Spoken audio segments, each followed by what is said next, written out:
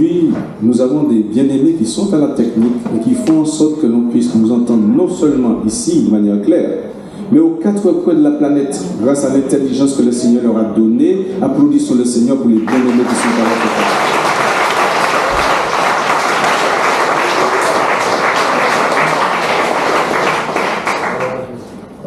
Pour que l'Assemblée puisse œuvrer pour le Seigneur de manière efficace, permanente. Eh bien, un berger, il y a des frères et sœurs, des serviteurs de l'Éternel qui sont à côté de lui, qui font un travail difficile, parfois même ingrat. Applaudissons le Seigneur pour l'équipe.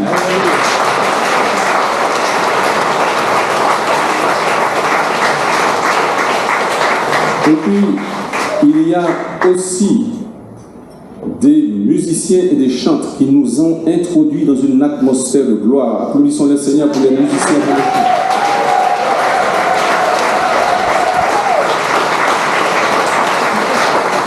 La dernière fois que je suis venu, ça fait plus d'1 an, est-ce qu'il y a une personne qui se souvient de quoi je vous ai parlé? Qui est-ce qui a une bonne mémoire? Une personne qui se souvient de quoi?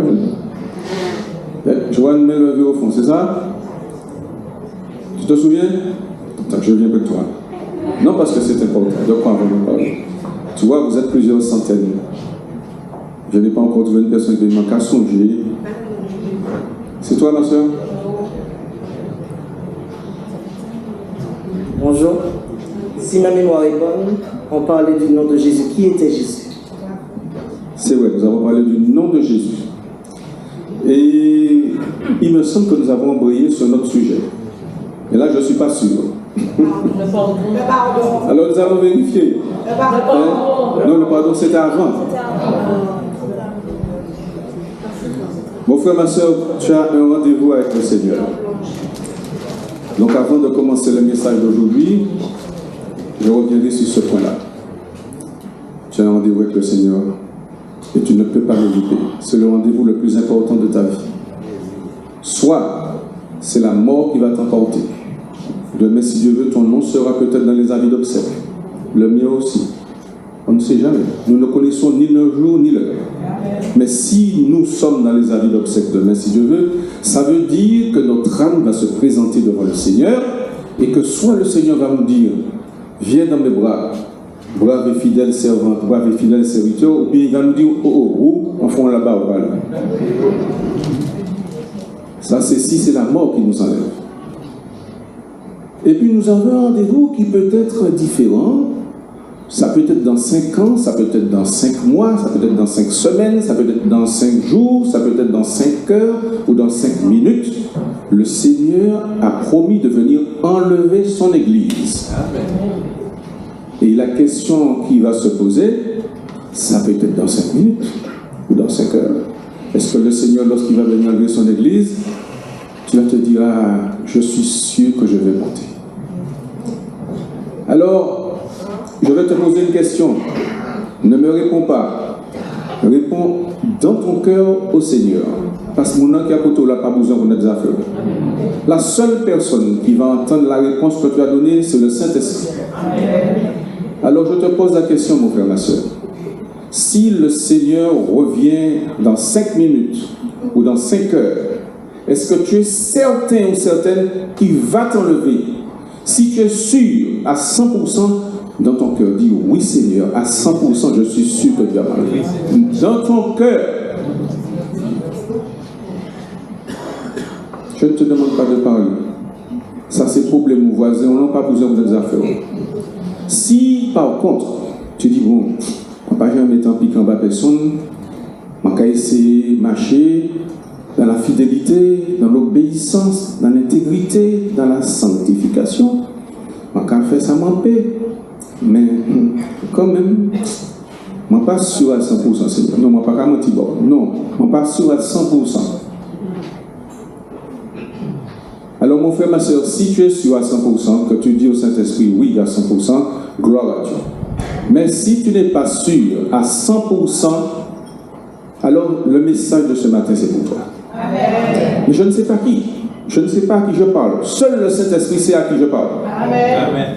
Et puis, quand frère Tekanita là, frère dit, c'est bon Dieu qui savent, c'est le diable qui savent, et puis c'est vous-même qui savent. C'est vous qui connaissez des affaires. Personne ne va connaître des affaires, bien passées. À part vous. Parce qu'il y a des choses que Dieu sait sur toi, que le diable ne sait pas non plus.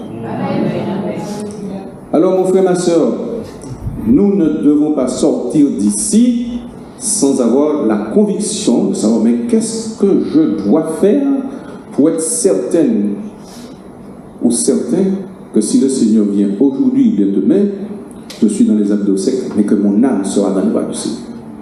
C'est ça la question fondamentale. Alors nous allons prendre Luc 6, 46. Notre boussole, c'est la parole de Dieu. Luc 6, 46. Et le Seigneur nous dit, pourquoi m'appelez-vous Seigneur, Seigneur, et ne faites-vous pas ce que je dis? Alors je réfléchis, je me dis, mais oui, mais je m'efforce de faire ce que le Seigneur dit. Est-ce que c'est à moi que ça s'adresse ou bien, peut-être que c'est pas pour moi, c'est peut-être pour le frère qui est assis à côté de moi, ou peut-être pour la soeur qui est assise à côté de moi. Ou bien peut-être que c'est pour moi aussi. Alors, qu'est-ce que le Seigneur dit? Et puis, est-ce qu'il y a une chose que le Seigneur dit que je ne fais pas? Alors, je vais vérifier. Nous allons sonder les Écritures. Nous allons prendre maintenant Matthieu au chapitre 7 au verset 22. Matthieu 7, 22.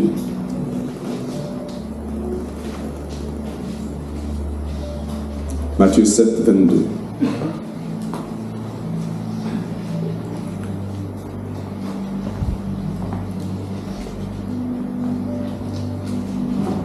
Plusieurs me diront ce jour-là, Seigneur, Seigneur, n'avons-nous pas prophétisé par ton nom? N'avons-nous pas chassé des démons par ton nom? Et n'avons-nous pas fait beaucoup de miracles par ton nom? Et vous voyez le verset suivant, le Seigneur dit, je ne vous ai jamais connu, vous qui commettez l'iniquité. Tu te rends compte?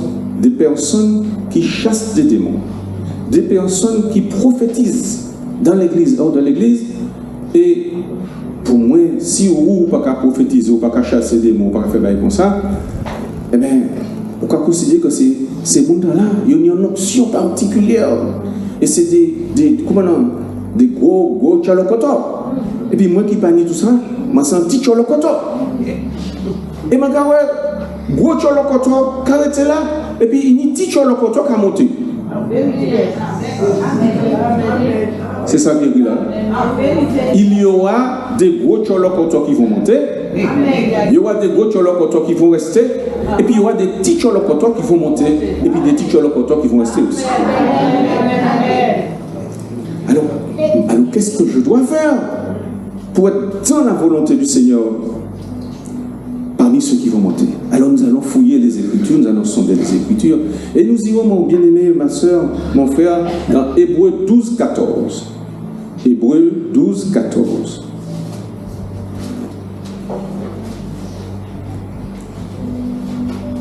Hébreux chapitre 12, verset 14.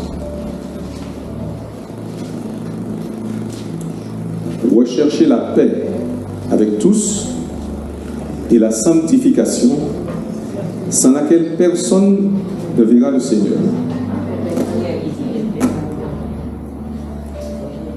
Recherchez la paix avec tous et la sanctification, sans laquelle personne ne verra le Seigneur. Alors tu vois, rechercher la paix.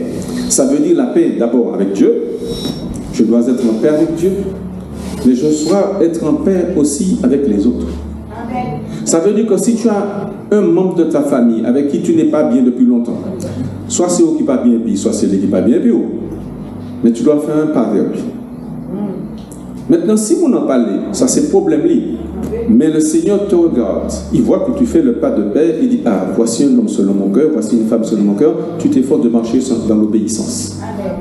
Tu vois? Nous devons faire cela parce que c'est un commandement que Dieu nous donne. Je te raconte une histoire que je connais bien.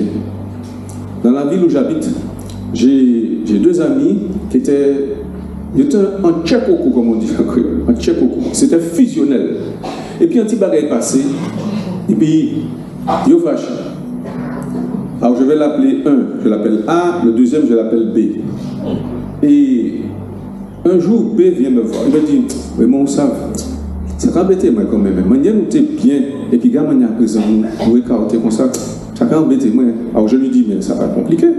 Pourquoi aller, oui? Et pourquoi dire, bon, il y a un bagage qui est passé, excusez-moi. Si vous n'avez pas de courage, dit, bon, comment vous pardon, vous dit, excusez-moi, bah, il passe, mon champ. Il dit, quoi dit ça, mais ça arrête mal, il dit, on dit, pardon, excusez, ça arrête. Alors je lui dis, viens, nous nous sommes agenouillés dans le séjour chez moi, et nous avons prié. Quand nous avons prié, il m'a dit, j'ai senti, mon prier à l'aise à présent, mon prier à l'aise à présent. Et puis il m'a dit, bon, je vais regarder là, je peux parler là. Il l'a cherché pendant quelques temps, il ne le trouvait pas. Il ne le voyait pas, on va voir si la personne il ne le voyait pas. Et puis un jour, dans la ville, il y a la fête communale. Comme il y a la fête communale, tu vois, il y a dans le programme, un jour, il y a un spectacle sur la place, il y a des gradins, tout le monde est là, on vient regarder le groupe folklore qui va faire des danses et tout ça. Alors, il est venu aussi, et il voit qu'il y a une rangée de personnes là, et il voit le B voit A assis là. Et il s'approche.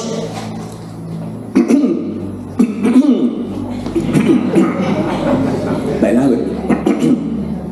et A qui voit, non seulement il le voit qui approche, donc il entend qu'il touche, donc il attire son regard. Azaka met un modèle Fidji. Mais il dit, bon, mon cher, et où ça, il y a un petit bagage qui passe. Entre nous, cher Amadou. Qu'ils ont dit, voilà, excusez-moi, pas d'excuse, pas de pardon, pas ici à vous venir dire ça. Au grand dit, mais moi, t'es honte, tout le monde a regardé moi honte. Alors je lui dis, mais bon Dieu, pas honte. Bon Dieu, gâteau, et puis amour, et puis bienveillance. Bon Dieu dit, merci un homme qui est dans l'obéissance. Amen. Maintenant, quitter ici, on en met bon Dieu. Qu'est-ce qui s'est passé? Quelques mois plus tard, cet homme est tombé malade. Je n'irai pas vite, j'irai vite. Il est tombé malade et il est mort de cancer du pancréas. Je ne dis pas que c'est ça. Je ne suis pas Dieu, mais c'est étrange, n'est-ce pas? Amen. Le bon Dieu dit nous, mandez pardon, ou pardonnant mon nom, refusez pardon, mon nom, qu'il n'y a un problème avec mon Dieu. Amen. Ça, c'est une loi dans le monde spirituel. Il n'est pas obligé ni un cancer du pancréas, mais mon cas a un problème parce qu'on déposé en la main de Dieu. Alléluia. Ah, Seigneur Jésus. Alors, tu as vu, la paix. Rechercher la paix avec tous et la sanctification. On n'a pas fait la paix, ça c'est problème. Mais où fait un pas? Amen. Le pas de foi, le pas d'obéissance. Amen. Et c'est pas facile, je te dis, mon frère, ma soeur. Ce n'est pas facile. Il y a des cas où c'est très, très, très difficile. Mais tu dois mettre les genoux par terre, dire Saint-Esprit, je veux entrer dans l'obéissance. Dispose le cœur de la personne, dispose les circonstances pour me permettre de faire ce pas de foi. Et le Saint-Esprit va te donner la capacité de faire ce pas, même si c'est difficile. Même si mon enfant honte après. Alors mon frère, ma soeur, tu as vu le deuxième mot? Rechercher la paix et la sanctification. Et regarde bien ce qui vient après, sans laquelle personne ne verra le Seigneur. Je répète, la sanctification sans laquelle personne ne verra le Seigneur. Ça veut dire que tu peux jeûner pendant 40 jours si tu veux. Tu peux adorer depuis 3 heures du matin. Tu peux te réveiller tous les matins à 5 heures ou passer 1 heure dans la prière. Tu peux donner la plus grosse offrande, la plus grosse dîme. Si tu ne marches pas dans la sanctification, tu ne verras pas le Seigneur. Et moi non plus. Le Seigneur est plus sévère avec nous les bergers. Si nous ne marchons pas dans la sanctification. Tu vois l'importance de la parole de Dieu? Non, c'est pour mon pas de ça. Je répète, la sanctification sans laquelle personne ne verra le Seigneur. Ouais, mais alors la sanctification, c'est quoi exactement? Qu'est-ce que Dieu attend exactement de moi? C'est pas n'importe quoi. Nous devons chercher avec précision ce que Dieu dit. Pas une interprétation de la parole, ce que Dieu dit lui-même. Et l'explication de ce verset se trouve dans une autre révélation que Dieu a donnée à son serviteur Paul. Et j'aime ça avec le Seigneur. Tu vois, le Seigneur, il aurait pu donner cette explication à l'un des 12 apôtres. Mais il ne l'aurait pas donné.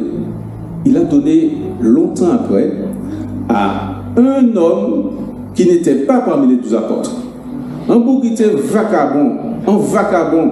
Il était vagabond, c'est un vagabond. Il a crié Paul.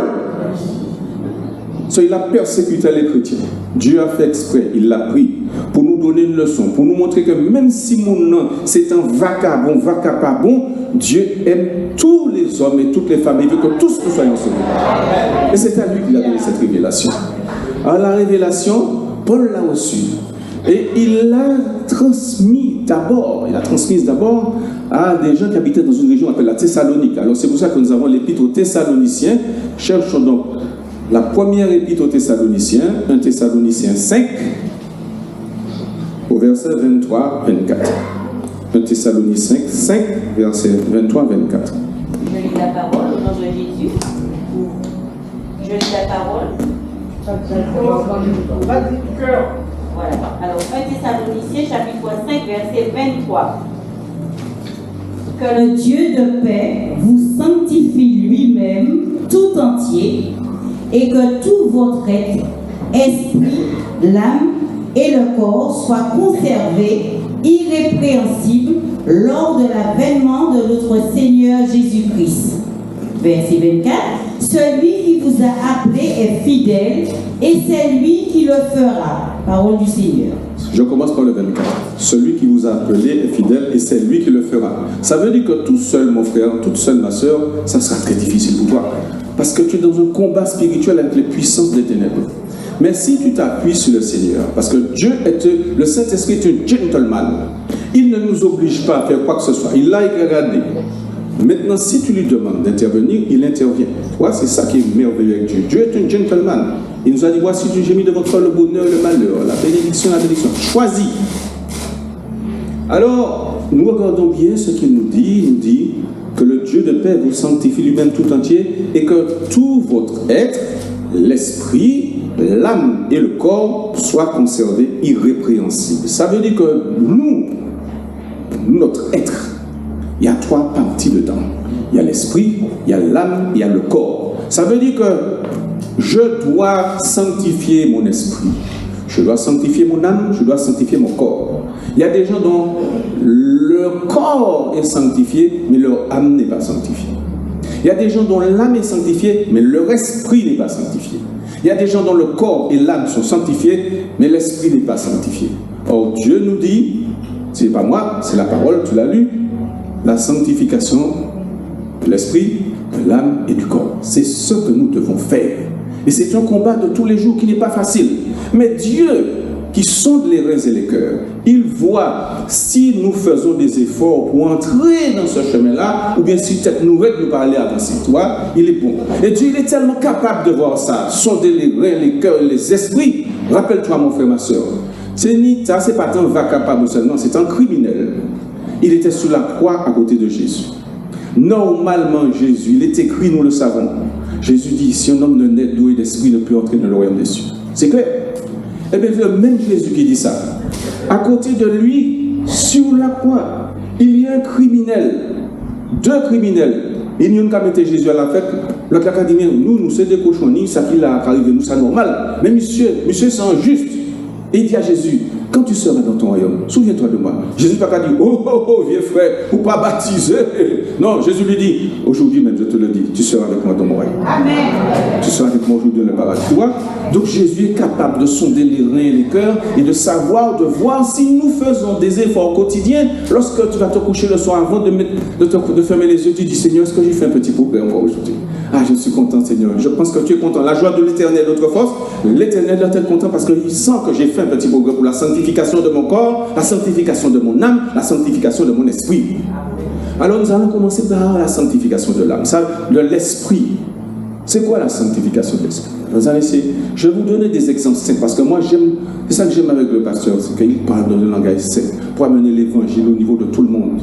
Ce n'est pas pour dire grand parole, grand français académique, il faut apporter l'évangile à la portée de tout le monde. La sanctification de l'esprit. Je te donne un exemple, mon frère, ma soeur. Attention, il y a peut-être des gens que je vais choquer. Mais ça, c'est ton problème si tu es choqué. Parce que Dieu ne sera pas choqué dans ce que je dis. Si un homme blanc ou une femme blanche se dit chrétien ou chrétienne et qu'il n'aime pas les noirs, ce n'est pas un chrétien. Si un homme noir ou une femme noire n'aime pas les blancs et il se dit chrétien, ce n'est pas un chrétien. Tu peux prendre comme tu veux. Hein? Je te dis ça. Et celui qui te parle, c'est de quoi il parle. Quand j'avais 17 ans, j'étais révolutionnaire. Je détestais les blancs. Je détestais les métropolitains. Je détestais les béquilles, tout ce que tu as détesté. Et puis un jour, le Saint-Esprit, en un flash, il m'a fait comprendre que je ne peux pas dire que je suis chrétien. Et j'ai compris une fraction de ça.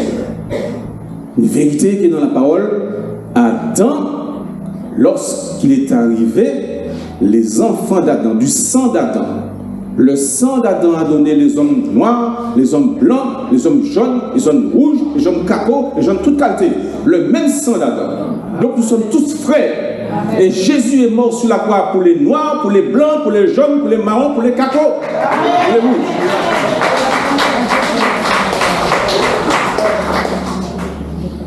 Et si un blanc est à l'hôpital, il a fait un accident, on doit lui faire une transfusion sanguine. Il ne dit pas, ça c'est sang blanc, il a ou le sang de... Il a dit, c'est le sang de noir. Ah, il a dit, bah oui, vite, donne-moi, donne-moi. Et si un noir est à l'hôpital, on doit lui faire une transfusion sanguine. Il ne dit pas, ah, est-ce que c'est pas un sang blanc, pas les sang blanc? Il a dit, eh, bah, donne.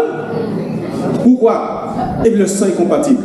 Amen. Parce que le même sang d'Adam a donné le sang des blancs, des noirs, des jaunes, des rouges, des bleus, des verts, des cacos. Jésus est mort pour les hommes de toutes les couleurs, de toutes les races. Amen. Si un homme noir est méchant, fait des méchancetés, tu fais des méchancetés, tu as le droit de le dénoncer. Tu as le droit de dire que tu n'es pas d'accord avec ce qui se passe là.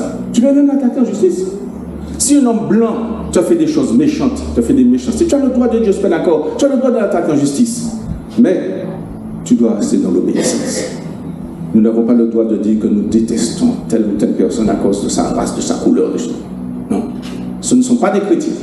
Et le racisme est une souillure de l'esprit. Dieu ne nous a pas créés racistes. Dieu a fait de nous des hommes et des femmes frères et sœurs. Dans le monde entier, nous sommes frères et sœurs. C'est pour ça que toi, les hommes, souvent, ils cherchent des raisons de se diviser, de te diviser. Et Dieu, il est un seul peuple. Je te remercie encore, pasteur, d'avoir rappelé cette parole essentielle que nous sommes l'Église. Amen. Que nous soyons au Japon, au Vietnam, au Sénégal, au Brésil, en Guadeloupe, en Norvège ou en France, les enfants de Dieu, nous sommes l'Église. Nous sommes un seul peuple. Il y a des peuples qui se battent avec des drapeaux. Celui-là a un drapeau blanc, un drapeau rouge, tout un drapeau. Nous, les chrétiens, nous avons un seul drapeau. Le drapeau, c'est la croix de Christ. Amen. La croix de Christ est notre drapeau. Et Jésus nous dit, si un homme ne prend pas sa croix et ne me suit pas, il ne peut pas être mon disciple. Amen. Alors c'est pourquoi je te dis, mon frère, ma soeur, je peux te choquer en te disant ça. Mais je suis sûr que l'Éternel qui m'entend ne peut pas être choqué. Nous sommes tous frères et sœurs. Et celui qui te parle sait de quoi il parle. Puisque moi-même j'ai été raciste, je vous dis. J'étais comme ça, j'étais révolutionnaire à 17 ans. J'étais raciste. Et puis le Seigneur m'a fait comprendre. Alors, deuxième exemple que nous avons pour la souillure de l'esprit. Il faut chasser ça. Si nous avons des relents de racines dans notre cœur, mets-toi à genoux, mon frère, ma soeur, dans ta chambre. Dis, Seigneur, je n'avais pas compris. Maintenant, lave-moi, purifie-moi. Apprends-moi à voir l'autre comme mon frère. S'il fait des choses que je n'approuve pas, je dois lui dire je n'approuve pas. Je peux même l'attaquer en justice, mais je n'ai pas le droit de le détester. Alors, nous allons encore donner notre exemple. Prenons la première épître à Timothée. La souillure de l'esprit. Si notre esprit est souillé, nous ne pouvons pas marcher dans la sanctification. Dieu ne nous a pas créés avec un esprit raciste. Ce sont les hommes qui ont inventé ça. 1 Timothée, chapitre 2, verset 5. Je lis la parole. Car il y a un seul Dieu et aussi un seul médiateur entre Dieu et les hommes, Jésus-Christ, homme. Un seul Dieu et un seul médiateur. Un médiateur, c'est celui qui est entre toi et moi. Il n'a pas dit il y a deux médiateurs ni trois, il a dit un seul médiateur. Et il l'a désigné avec précision. Il a dit le médiateur, c'est Jésus-Christ. Il n'y en a pas d'autre. Et c'est extraordinaire dans ce pays, comment beaucoup de personnes sont aveuglées. Nous devons continuer à prier pour eux. Beaucoup de nos frères et sœurs Martinique sont aveuglés. Amen. Il y a des gens, tiens, nous sommes... je sors d'une ville. Dans cette ville-là, il y a des centaines de personnes qui prient pour avoir la protection de Dieu. Pour avoir la protection de Dieu, ils prient Jean-Baptiste. À côté, il y a des gens qui prient Saint-Étienne. Il y en a d'autres qui prient Saint-Laurent. Il y en a d'autres qui prient Saint-Christophe. J'habite dans une commune juste à côté de chez nous. Il y a des gens qui vont prier Saint-Michel. Il faut voir les centaines de personnes qui viennent chaque année prier Saint-Michel. Il y a des communes où on prie Sainte Marie. Je n'ai jamais vu un seul verset biblique qui dit que pour avoir la bénédiction, la protection, il faut prier Saint-Antoine, Saint-Michel, Saint-Expédite, Saint-Laurent, Saint-toute qualité saint. Je n'ai jamais vu ça. Si quelqu'un peut me montrer les versets, je dis tout de suite, pardon Seigneur, j'étais dans l'erreur. Et je suis convaincu que je sois dans l'erreur, et toi aussi. Le seul médiateur, Jésus-Christ. Voilà ce que... Alors quand quelqu'un dit, quelqu'un vient faire une neuvaine pendant 9 jours, il a prié soit la Vierge Marie, soit il a prié Saint-Michel, ou bien Saint-Antoine, ou bien Saint-Laurent, ou bien Saint-Étienne, cette personne ne peut pas être dans la sanctification de l'esprit, c'est une souillure de l'esprit. C'est une souillure de l'esprit. Nous devons prier pour que les gens soient débarrassés de ces souillures de l'esprit pour entrer dans la sanctification. Jésus seul a donné sa vie pour nous. Personne d'autre. Le sang de Jésus seul a coulé. Personne d'autre. Le sang de personne d'autre n'a coulé sur la croix de Golgotha. Alors tu vois mon frère, ma soeur, j'ai donné ces 2 exemples. Je te donne une autre encore. Souillure de l'esprit qui nous empêche de marcher dans la sanctification. C'est ce qu'on appelle le complexe d'infériorité. Un certain nombre d'entre nous, je ne sais pas qui, je ne sais pas qui, mais je sais qu'il y en a parmi nous, j'étais dedans. Jusqu'à ce que le Seigneur m'ait éclairé. Un certain nombre d'entre nous ont des complexes d'infériorité. Parce que depuis petit, on leur a dit, où ça vous l'aide. Il y en a où ça tellement, où ça vous l'aide, et puis ça entre en dit-on, ou quoi qu'on l'aide. Pourquoi il va dans la réunion, ou quand il est assis au dernier banc, on ne peut pas venir devant, parce que où ça vous l'aide. Beaucoup d'entre nous disent ça. Beaucoup d'entre nous dépensent beaucoup d'argent chez les esthéticiennes, chez les toutes qualités, parce que moi, ça m'enlève. Mon cap plaît, mais moi, ça m'enlève. Mon frère, ma soeur, tu es un enfant de Dieu. Tu es passé par les eaux du baptême. Tu as été régénéré par le Saint-Esprit. Tu n'as pas le droit de dire que tu l'es, parce qu'un enfant de Dieu ne peut pas être laid. Alors, si tu avais l'habitude de dire ça, à partir d'aujourd'hui, pas quitter ça sortir dans le bouchon encore. Même si des gens mougent à clé, ou sont mon Dieu. Même si vous avez un yeux coquelites, ou c'est mon Dieu. Faut pas qu'on dise, oui, mais tu ne ressembles pas à Beyoncé. Mais Beyoncé, ton nom est inscrit dans le livre de vie. Le livre de vie, le nom de Beyoncé n'est pas écrit dedans.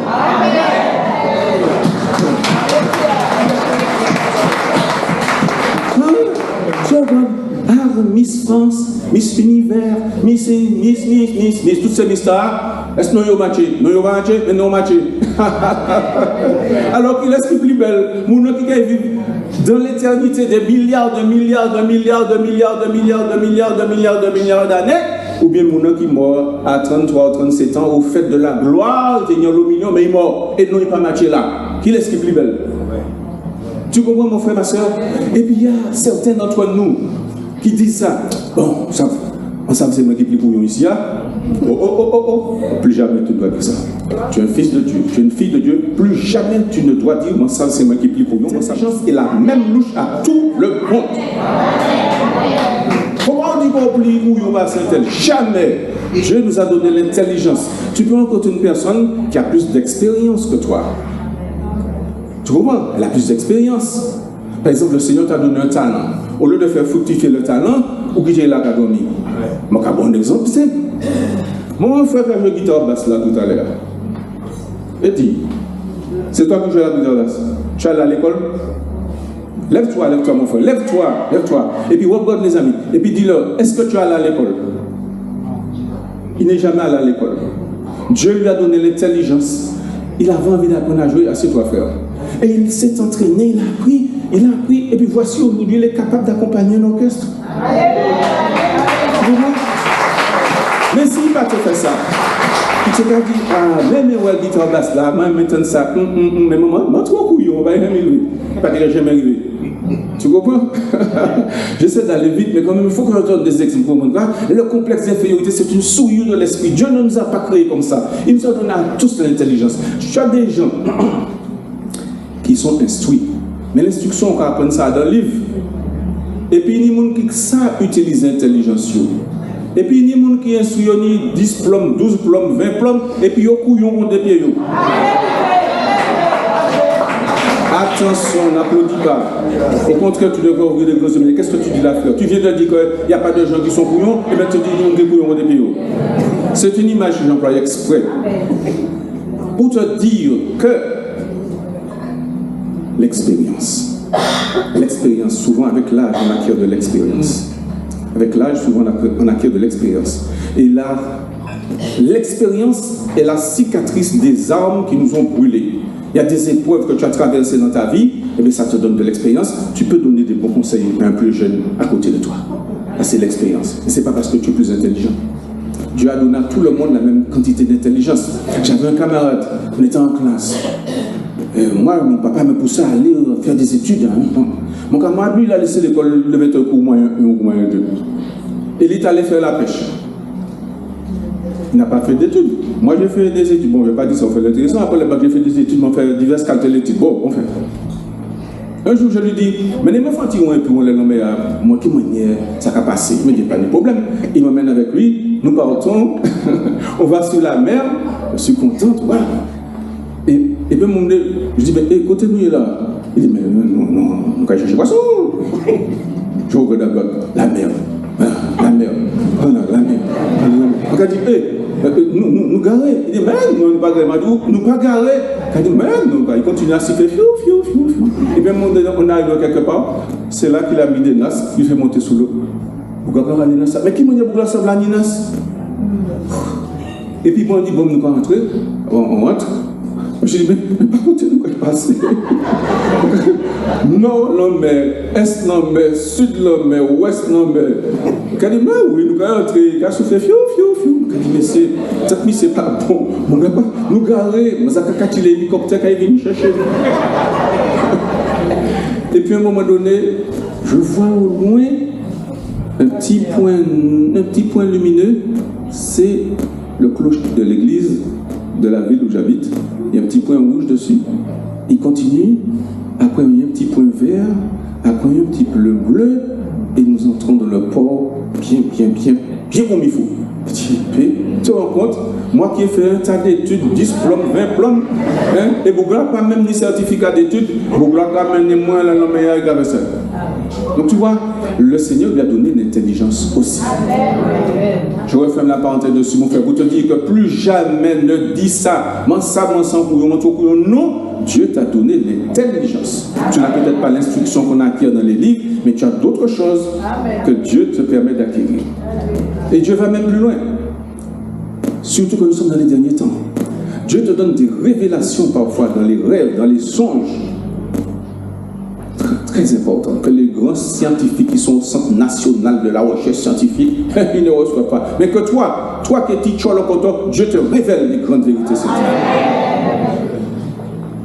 Complexe d'infériorité, c'est une souillure de l'esprit. Alors, efforce-toi de chasser ça. Parallèlement, il y a une autre souillure de l'esprit qui nous gêne, qui nous bloque dans la sanctification de l'esprit. C'est le contraire du complexe d'infériorité, c'est le complexe de supériorité. Dieu n'aime pas ça. Dieu n'aime pas ça. Et nous avons la preuve que Dieu n'aime pas ça, les gens qui ont un complexe de supériorité. Jésus était assis sur son trône. Tu vois, dans toute sa gloire, il est descendu sur la terre. Il a pris la forme humaine. Et puis, il a craché en l'air. Il a coup. Il a craché en l'air. Et Jésus, fils de Dieu, normalement, il doit être net quand il est né. Il doit être né dans un palais qui est plus somptueux, plus luxueux que celui de Pharaon. Dieu a permis que Jésus soit né dans une étable parmi bœuf, cabrit, pigeon. Et puis, nous, quand il vient faire grand, nous, quand on nous supérieurs, si tu as un complexe de supériorité, mon frère, ma soeur, fais-le partir. Fais-le disparaître. Dieu n'aime pas ça. Attention, attention. Ça, c'est l'orgueil. il ne faut pas confondre l'orgueil et la fierté. La fierté n'est pas un péché, mais l'orgueil est un péché. J'explique la différence entre les deux pour que ça soit clair pour quelqu'un, s'il y a quelqu'un qui ne sait pas la différence. Je reprends l'exemple avec mon frère de tout à l'heure. Ton prénom c'est quoi, mon frère? Hein? Félix. Eh bien. Non, je dis, eh bien, c'est parce que Félix, en latin, ça veut dire heureux, un homme heureux. Tu vois comment elle est? Alors, Félix, je reprends l'exemple de Félix. Félix est allé, il a appris à jouer tout seul, en autodidacte, et il est content, tu vois. Il est content quand il entend la musique, il accompagne. Tu vois, le bonheur sur son visage. Ça, c'est la fierté. Il ne savait pas faire, il a appris à faire. Mais si Félix dit, ouais, mon cas, je joue guitare basse à présent, mais. Encore là, dans l'autre église là, il y a beaucoup de basse, mais c'est bon, il y a basse. Faut que je vous montre, c'est bon. Je vais montrer qu'il y a beaucoup de basse. Ça, c'est l'orgueil. Tu comprends? L'orgueil, c'est quand on se compare aux autres. La fierté, c'est quand tu te compares avec toi-même. C'est pas la même chose. Tu as fait des progrès, tu es content, tu remercies Dieu. Mais si tu te compares avec les autres, ça c'est l'orgueil. Complexe de supériorité, Dieu n'aime pas ça. C'est une souillure de l'esprit. Nous devons chasser ça si nous voulons progresser dans la sanctification. Un autre exemple encore de souillure de l'esprit. Je prends des exemples pour que ça soit clair pour toi, pour que tu ne puisses pas bien comprendre. Nous allons prendre dans le livre des Actes, Actes chapitre 15 au verset 20. Actes 15, verset 20.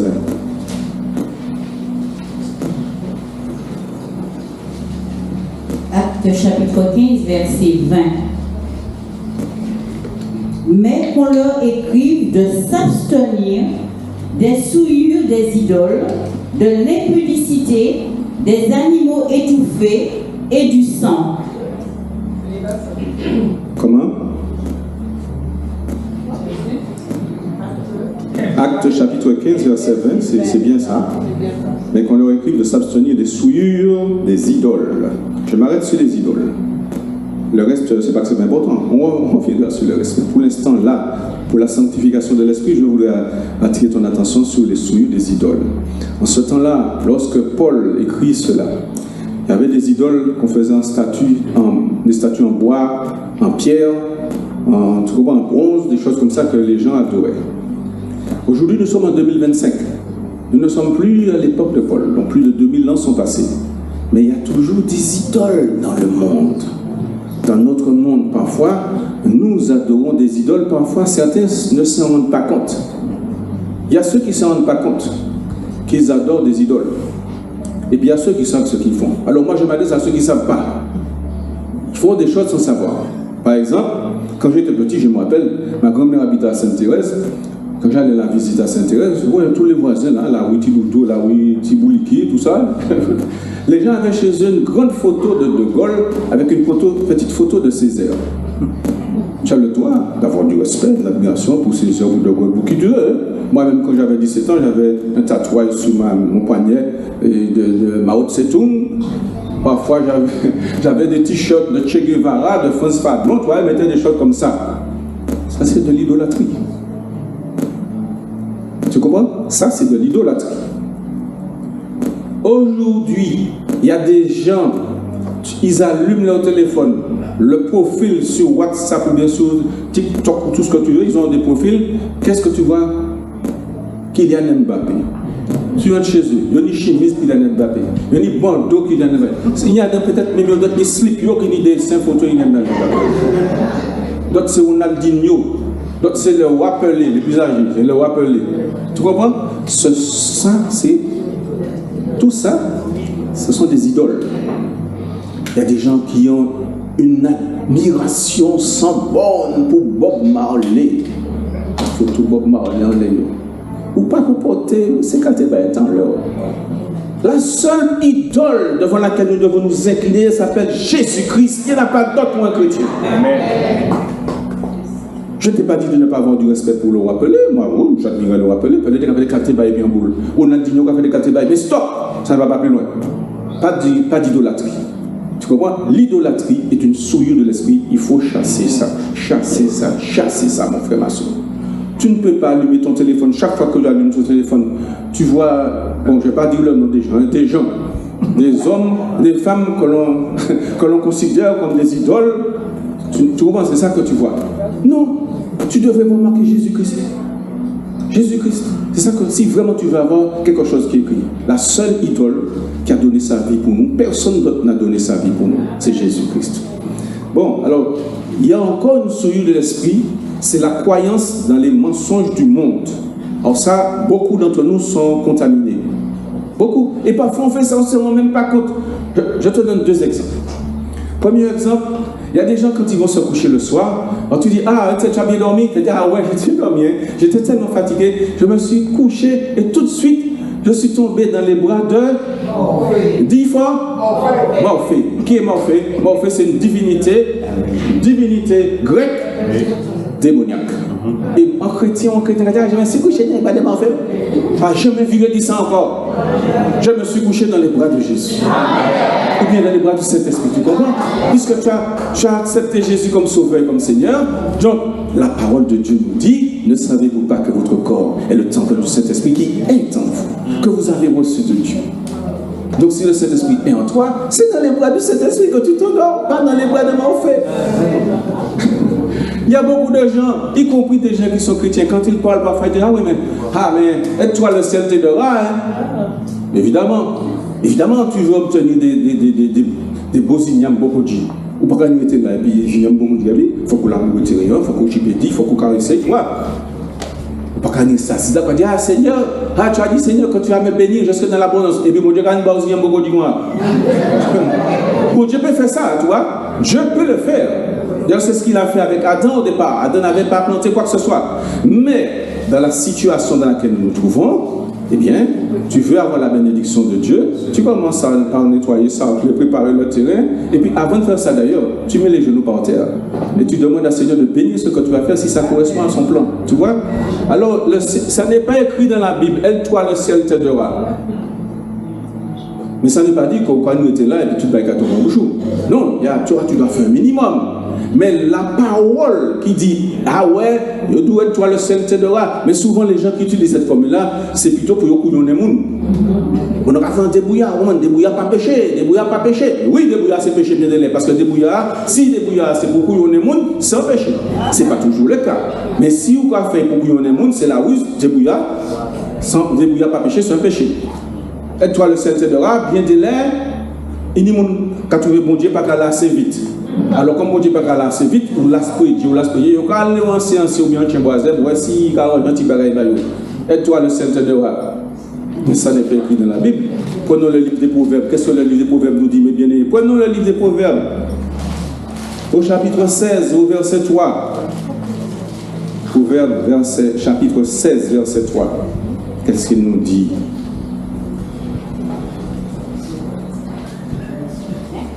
Chapitre 16, verset 3.